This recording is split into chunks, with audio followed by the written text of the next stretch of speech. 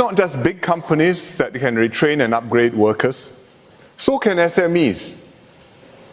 This is Chan Ban Kiong. He's 64, much older than Naharia. Ban Kiong has been in the marine industry for over 30 years. He works for Mencast Marine, which makes and repairs ship propellers. He used to make the ship propellers by hand.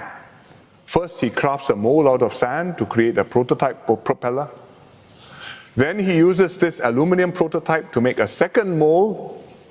Finally, he casts the bronze propeller itself.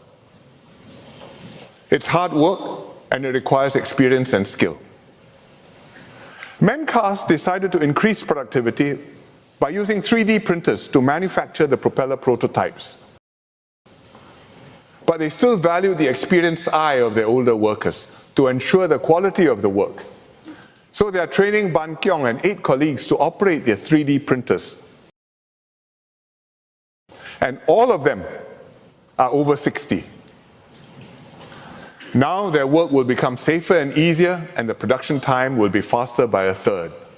So it's win-win-win for the workers, the company, and customers too. And that's the way it should be. Well done, Mencast and Ban Kiong.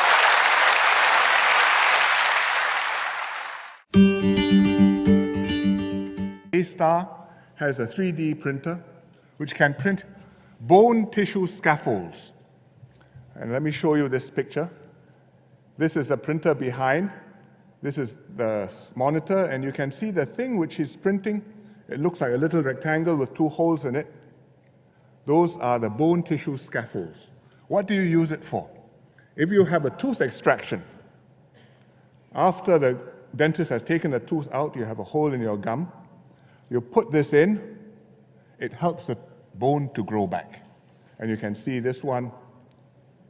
This one is about to come in, and on the left you can see there's one already done. So, one day a bionic person, but that's some distance off yet.